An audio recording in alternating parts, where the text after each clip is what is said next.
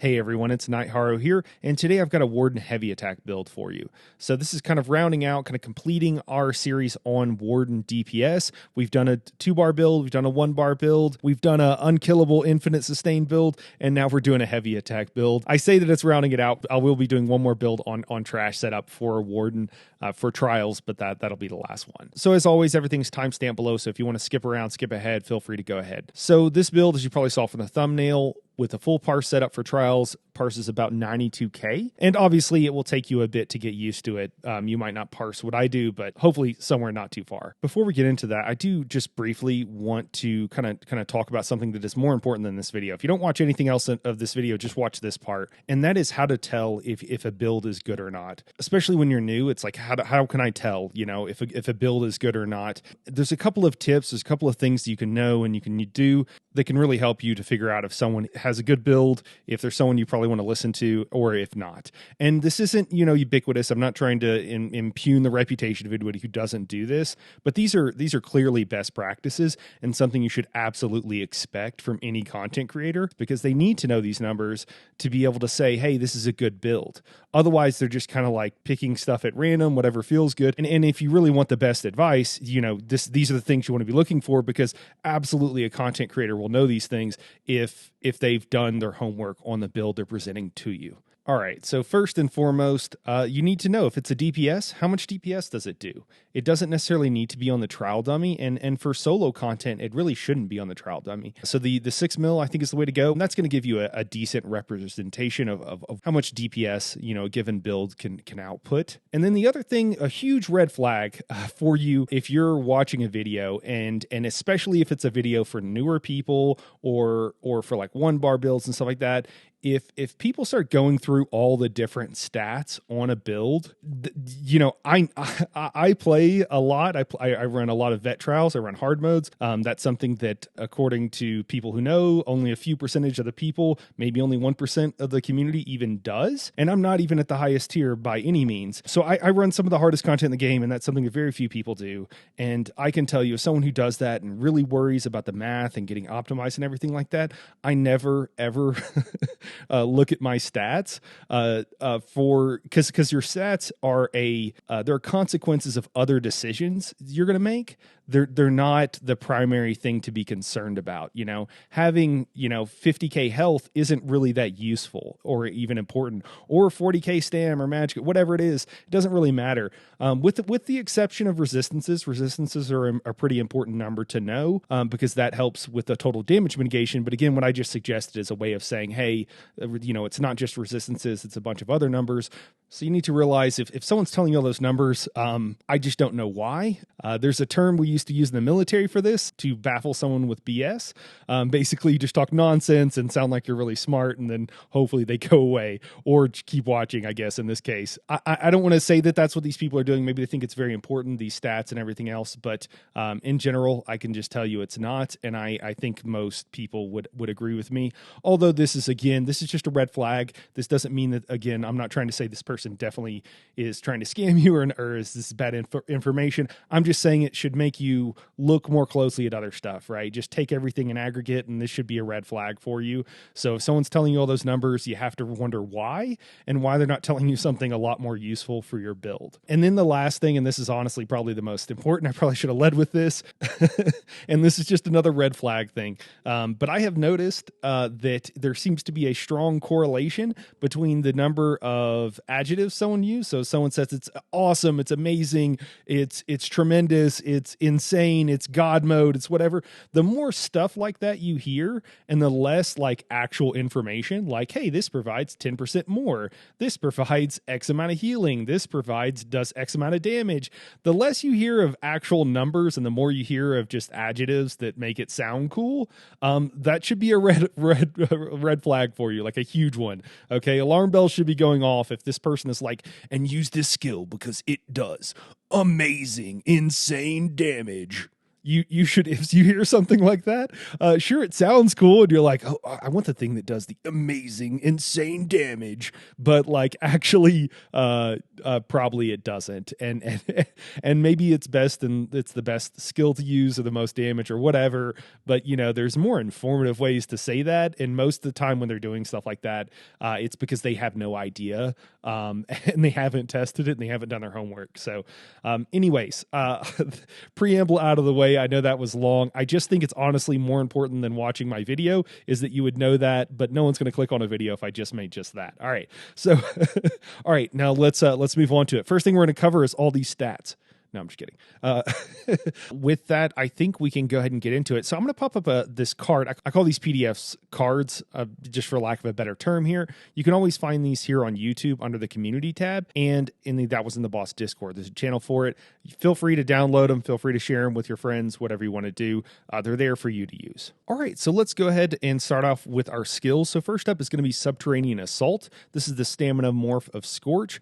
This is our number one DPS priority, and if you're going with the version of this build where you're only left clicking, you're only holding heavy attack and then casting one skill, Subterranean Assault is going to be it. You're going to want to cast this every 6 seconds, but not more than that. You want to make sure you're not recasting it early because you'll be losing 50% of the DPS of the skill, and it's the highest DPS or mini skill that we have on our bar. So it's very important that you want to do that. If you are doing solo content, you want to remorph this to Deep Fissure. The reason for that is Deep Fissure doesn't do quite as much damage, but it does apply both minor and major breach, which reduces our enemies' resistances. So you're looking at about a 15% damage increase. Really important that if you're going to run a lot of solo content, you want to remorph this. And likewise, if you're going to group content, Subterranean Assault is going to be a little bit better. I will note on that the Magicka version, Deep Fissure, it goes off after 3 seconds, and then it goes off after 6 seconds. So you want to recast that every 9 seconds. And then the other thing is that the resistance debuff lasts for 10 seconds. So don't let that last timer that pops up, it'll probably only show like 9 seconds left, even though it's 10,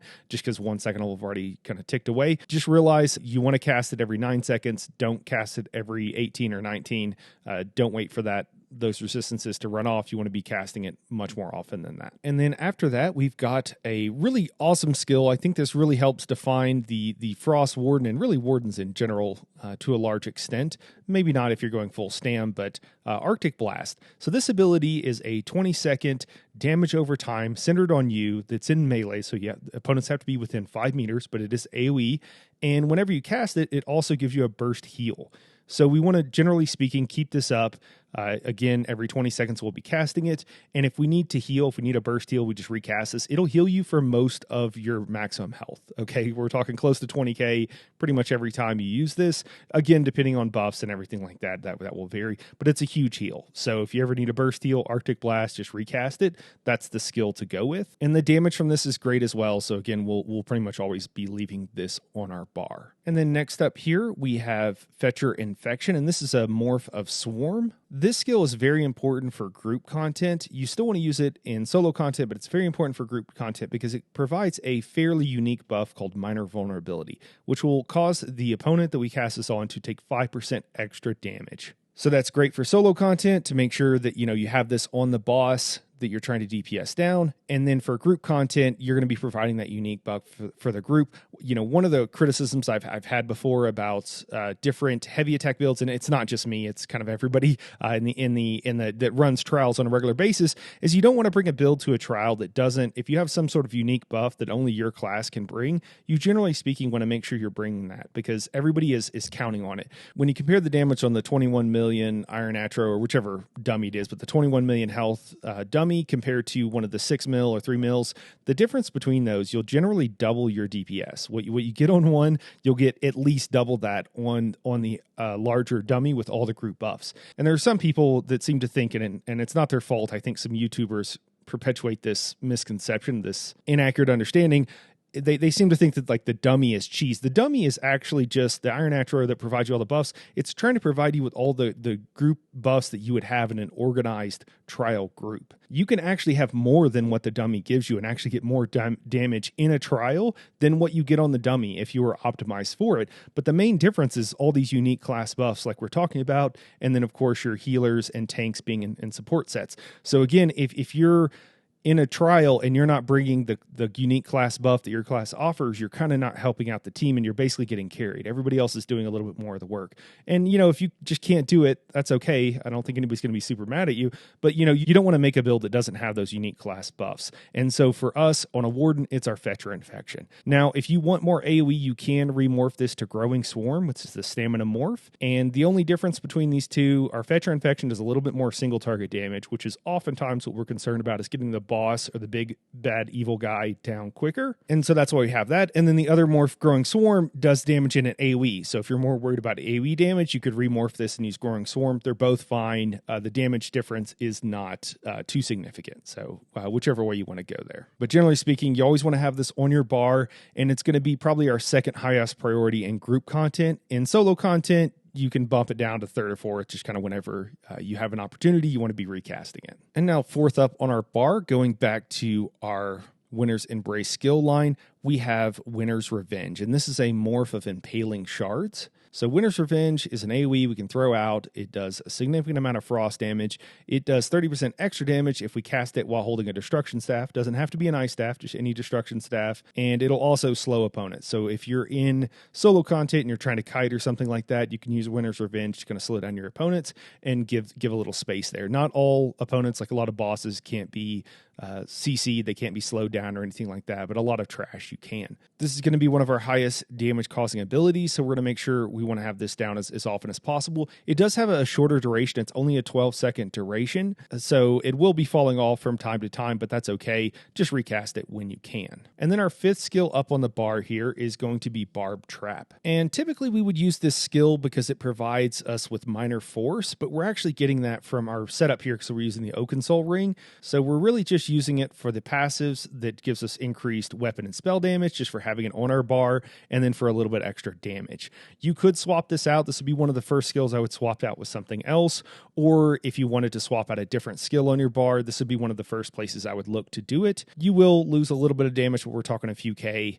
It shouldn't be anything crazy. And you can also keep it on your bar and just not cast it. And again, you'll be losing some damage, but it's not too bad. So in a case of like a lot of AoE damage or something like that, you might leave it on your bar but not really cast it if you're trying to go full AoE, because it's only going to apply to one target. And that's just not that big a deal. And then last up here is going to be our bear. We're going to use the Wild Guardian morph of our bear, which is the stamina version that causes bleed damage. It just does a little bit more damage than the Eternal Guardian, so that's why we're going with this version. Whenever you get enough ultimate to use this ability, you do want to go ahead and try to use it. Try to keep up your dots first, but once all your dots are up, then you would go ahead and use this ability, and we'll talk about our rotation here in just a little bit. And that is it. That is it for our bar. That's the main setup for this bar. Now let's go ahead and talk about an alternate setup. So this alternate setup is going to look kind of funny, and the reason for that is basically what we're doing is that there are passives in the Fighter's Guild skill line. The Slayer passive, which increases your weapon and spell damage by 3%, I believe, for each fighter's guild ability slotted. It might go up to 6, I can't remember, but it's at least 3%, and that is a passive. So just having these skills on our bar will increase our weapon and spell damage. So basically what we're going to do is just stack them all on our bar. So we'll leave Barb Trap in our 5 spot. We will leave our Shocks in our number 1 spot. I'll note that Scorch, either one of its more Subterranean Assault or Deep Fissure, what it sends out as the creatures are called Shocks, so that's usually how it's referred to. If you hear me saying that in the future, that's the skill I'm referring to. And then we'll throw on Camouflage Hunter, Ring of Preservation. I'll note Ring of Preservation can be used as a heal. We'll just load those 3 abilities up. If you want, I would probably leave Arctic Blast on just for a burst heal, and obviously it'll help us do a little bit of damage. And then we're full AoE and full just hold down left click and do damage. And again, I got 82k parse with that. Now, if you want something that is like unkillable God mode, infinite sustain, whatever, if you want something that's really survivable, you could make some changes here. So I can't go through every single thing you can do, but I do want to mention some skills that are interesting and kind of useful. The first up is, I would say, Deceptive Predator. So this ability, whenever we use it, will give us Major Expedition, but while just having it slotted on our bar will give us Minor Evasion, which will reduce the damage taken by area of effects by 10%. So Deceptive Predator here, you could throw that on to give a little bit of speed if you wanted to kite your enemies, and to just reduce your damage taken from area of effect attacks. So anything you see on the ground, any kind of ground dots. That'll help you reduce your damage taken from those. And then if you want a little bit more healing, a little bit more passive healing, you could slot Lotus Flower. Green Lotus will give you a little bit more healing, but it only lasts for 20 seconds. Lotus Blossom will give you a little bit less healing, but it lasts for 60 seconds. So either morph of that is fine. It just depends how much heals you need. And you're going to be constantly heavy attacking, so you'll be healing every 2 seconds for at least like 5,000, probably more with buffs and everything else. And then obviously crits will be almost twice that. Another one that people really seem to like is Living Vines, and you would want the Living Trellis morph. I just want to note that I don't think this heal is good enough, and the passive heal from taking damage I don't think is good enough to justify having this, to be totally honest with you. But a lot of people really like it, and if you recast it early, you will get a burst heal. Another one is Budding Seeds. This is a really nice heal. It lasts for 6 seconds, and then it'll give you a big burst heal. So you can throw it down on the ground, and then as long as you stay inside this pretty large area while you're kiting enemies or whatever, you'll get a big burst heal after a bit. The duration on it isn't that long, so you will be recasting it a lot, but it works pretty well. And then the last one I want to mention here, if we really need a shield, you're probably going to want a little bit different gear setup than the main one that I'm going to recommend. But the light armor skill line, Annulment, I would say take Dampen Magic. We don't really need any magic or back because we're going to be heavy attacking all the time. So Dampen Magic will give us a bit larger of a heal, but we will need to be wearing at least 5 pieces of light to be able to use this skill. So just keep that in mind. But again, I'll give you an alternate gear setup if you want to use that. But that is it. That should give you basically trying to bookend, here's one version where you use, all 6 skills on your front bar. One of them's your ultimate, you're not using it that often. Another one where you're only using 1 skill on your front bar, and then you could, swap out all those fighter guild skills and abilities for various heals or shields as you feel like you need to. I think you could probably get away with only running 1 or 2 of those, to be totally honest with you. But when you're new, you might have a different experience. You might want multiple heal over times because you're just trying to figure out what is going on, what is the boss doing and whatever, and you might be standing in red or what have you. And that's totally fine. That's okay. In a trial setting, you shouldn't need all these heals. And certainly if you come to any of my groups, I'm going to be like, no, take all that stuff off, go full damage. Because in my groups, if the healer is not healing, we need to figure that out. And so you don't need to be running a heal in any sort of trial or group content. Typically, if you're in a random dungeon, a pug or something like that, I think Arctic Blast will get you 99% of the way there. But if you just don't have a healer, someone's cute as a fake healer or something like that, you might want to throw on Lotus Blossom or something like that. If you've got a fake healer and a fake tank, that kind of stuff. And I will also note, for those who are interested in solo content, I did a build, I think I called it Unkilladin, but that build, I show you how to make it really extremely tanky. So if you're more interested in making it even more tanky, heavy attack build than what I'm showing you, you could watch that build.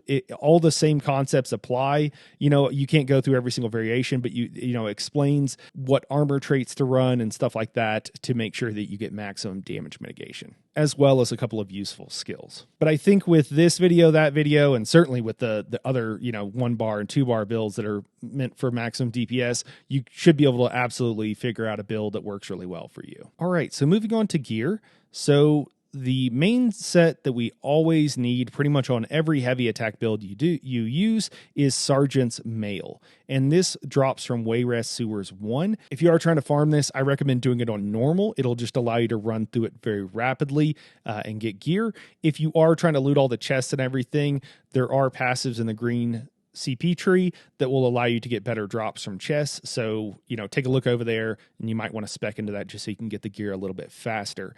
Now, when you first get it, or if you're trying to go really tanky, you can wear it anywhere. This is a heavy armor set, so if you're trying to go really tanky, you would make sure that you had all 5 pieces on your body. For maximum damage, you're going to want to make sure you have it on your jewelry, your weapon, and then since we're using Oakensoul, we need 1 more piece on our body, and you want to go with something like a chest. Is probably the best way to go. Boots or legs are also fine as well, just because those pieces provide more resistances. For our second set, we have a couple of options here, but the best option for us is going to be the Stormmaster set. And this set drops from another dungeon, Tempest Island. Again, when you're going in there, run it on normal to farm the gear. You'll be able to run through it fairly quickly. Both of these sets cause our heavy attacks to deal additional damage. And for my testing, that's just what I've found to to do the most damage. We do like having medium. Medium does give us a little bit more damage from our passives, from that skill line. We won't really need the penetration that light armor gives, which is kind of the trade-off. Light armor gives more penetration, and medium armor gives us more weapon and spell damage. So that's kind of the trade-off. But since we can remorph our shocks for solo content, we don't really need the extra penetration.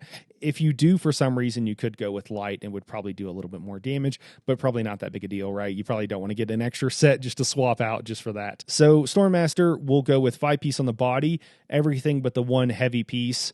And then for our last piece here, we will go with Slime Crawl, which drops from Wayrest Sewers 1. So again, you can kind of farm that at the same time. Now you will have to run it on Vet, and I will note that it only drops from Wayrest Sewers 1. So it's very important. You don't want to go run Wayrest Sewers 2 because it will not drop from there. The reason you want to use this set, it's just a 1-piece bonus, gives us extra critical chance, and it gives a little bit more than other 1-piece critical sets. All right, now let's talk about a couple of optional sets here. So for those of you who watch my videos who maybe are really into trials, you might already have this set, so that's why I'm going to recommend it, and that is Arms of Reliquin, which is really funny because that's like the meta set for DPS. The only issue with Arms of Reliquin is it's only going to be a single target damage. You would replace this with Stormmaster. You would instead replace it with Reliquin, so again, on the body. But in my experience, it does pretty much the exact same damage. It might be 1 or 2k off, but in my experience, it does basically the same damage on a single target. Now, it will do considerably less in AoE fights, but if you already have the set made or it's something you're already collecting, you can totally throw it on with the Sergeant's Mail, and it's going to be a really good setup for you, and it's going to work just fine. And then the last set I'm going to recommend here is the Infallible Mage. Now, this drops from Etherean Archive, which is a trial. So it's a little bit hard to get, but Etherean Archive is the easiest trial to do in the game. And you can also just run it on normal. And so any kind of social guild or anything like that should still be able to run Veteran Etherean Archive, I think, without probably too much trouble, as long as you have some people that have been playing the game for a little bit and what have you. You don't need to be super optimized or anything else. You can just kind of run in there and kill everything. It's not too bad.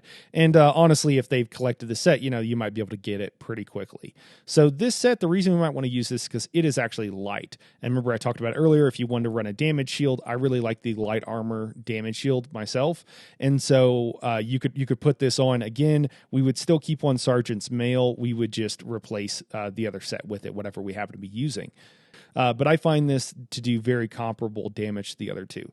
Now, there are a handful of other heavy attack sets. I'm not going to go through all of them here. These are the 2 or 3, or 3 or 4, I guess, that I find to be helpful and useful and stuff you might already have and easy to get and kind of the best of all those worlds. So, but if you have something else, feel free to use it. These are just the ones that I tested and found to be the best and situationally, depending on what's going on. Now, let's go ahead and talk about armor traits. So I'll pop up this parse here. This is from an add-on called CMX. So if you're on PC, you can download this, and it kind of tells you most of the information you need to know, to be totally honest with you.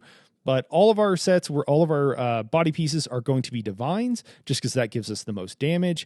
And then for our jewelry, we all went bloodthirsty. That's going to give us the most damage. And then this says multi-effect. I'm on the PTS, and the new enchant for max spell damage now also gives you a little bit of recovery. And so that's why it's calling it multi-effect. But this is basically just the same enchant you would use, the max spell power enchants. I will note that I've seen a lot of heavy attack builds with infused jewelry instead. Bloodthirsty does more damage, so I would recommend Bloodthirsty. And then for our weapon, we're going to go with Precise, and then we're going to go with a Poison enchant. Also, if you're worried about doing more AoE damage, probably the main thing you would want to switch this out to a weapon damage enchant, because the poison weapon enchant is only applying to one target, and the increase to our weapon and spell damage would apply to all of our attacks. So that'll help your AoE damage more. So if you're planning on using this build with more AoE, you'd want to swap this out for a weapon damage enchant. I would still tend to leave it Precise though. All right, now moving on to, let's go ahead and talk about CP here. So we're going with Biting Aura,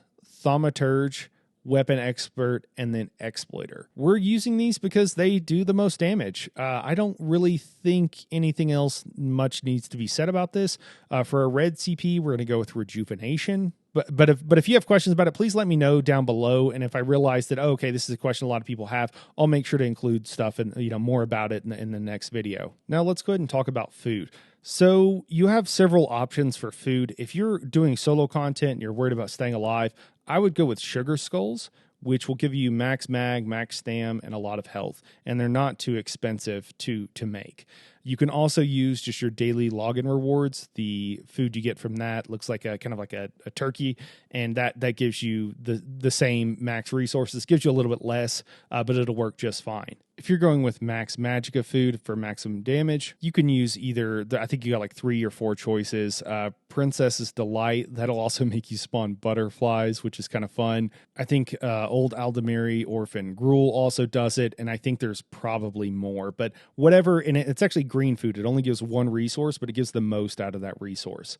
Now, with the passes for the Warden skill line that increases our maximum health, that ends up being, even with no health buffs, will still be at like 20k health, which for any kind of group content should be enough in most situations. But again, if you need something that is max health, max mag, you can either go with the tri-stats I mentioned, or you can go with any food that provides, max health and max magicka. It should provide about 5,000 of your max magicka, just under, and that'll know that you've got one of the best foods there. All right, now for race, Mundus, and a few other things here. For our Mundus stone, we're just going to go with a thief. That will increase our damage by the most. Typically, the Mundus, whenever that change what is best, it changes for all classes and all specs, so just keep that in mind.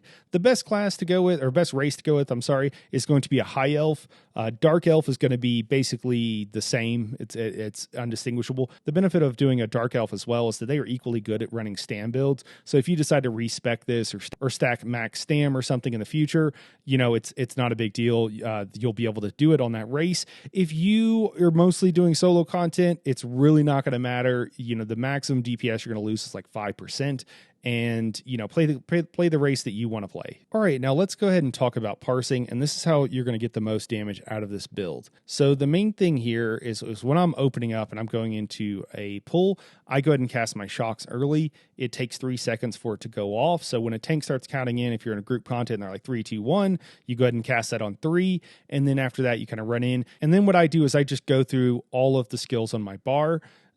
We kind of talked a little bit about which ones are going to be best and do the most damage, but you're basically looking at like Winter's Revenge. That's going to be really high on the list. If you're single target or in group content, then your Fetcher Infection is going to be really important because it's going to give you that extra 5% damage if nobody else is giving it, or you're providing that for the group. And then after that, your Arctic Blast, that'll also increase your health, so you want to get that ticking early, and then Barb Trap. And then, of course, use your bear whenever you have it, and then just go back through your rotation. Now, when I first pull, I go ahead and cast everything to start off with, just get everything ticking, and then after that, you're just holding down heavy attack, and then whenever a skill is up, you go ahead and recast it, but I would only cast one skill in between each heavy attack. I know that seems weird. You would think that maybe you could get away with 1 or 2, but you actually gain like 5k damage if you don't cast more than 1 skill. So it's really kind of weird. Generally speaking, just hold heavy attack, cast the skill, and then keep it in that priority where you have your shocks always up, or it's the first skill you recast. You do need to make sure that your shocks goes off, though. Both ticks go off before you recast it, and that you're not casting it early, because again, you'll lose half the damage for that skill. So that's pretty significant. Dots will run out over time. That's okay. Just recast them when you can, and you can queue up an ability, just so you know. So you can hit a skill while you're heavy attacking, and it'll go off after your heavy attack finishes. The one exception to that is Arctic Blast. If you hit that too early because it's a ground dot, it will not go off. So you want to wait till close to the end of your heavy attack whenever you're casting. I'm sorry, not Arctic Blast. Winter's Revenge, because it's a ground dot. You'll want to cast that closer to the end of your heavy attack finishing. The other thing that will help you as well to be able to just hit one button with the Winter's Revenge is you'll want to go into your settings here, and you'll want to make sure that you put the auto cast of the ground dots not to automatic. You want to make sure you turn it to on, and that way when you hit the button, wherever your cursor's pointed at, it'll go ahead and cast the ability there. It takes a little bit to get used to, but that's in my experience, the best way to do it. Otherwise, whenever you cast it, you have to click again, and so then you're having to click multiple times, and it certainly with the heavy attack, it doesn't work very well. So something to keep in mind. But anyways, I think that's it for this build, guys. If you like this build, please share it around. Definitely hit the like button, and if you want, leave me a comment down below. Let me know how it went, things you liked, things you didn't like. I take all feedback. I don't take anything personally. So if you're like, I really didn't like this, your build's garbage or whatever, I'm not going to be offended. Just let me know. It's good feedback for me. I would prefer it to be constructive, but again, you're not going to hurt my feelings, so don't worry about it. But anyways, guys, I appreciate you watching. For those of you who've been watching for a while, the next build I'm working on is going to be a Sork heavy attack build, and then I'm going to be doing Nightblade and Necro builds to finish out from there, and then I'll go back to doing some more Sork builds and so on and so forth. So, but as always, thank you guys for watching, and we'll catch you in the next one.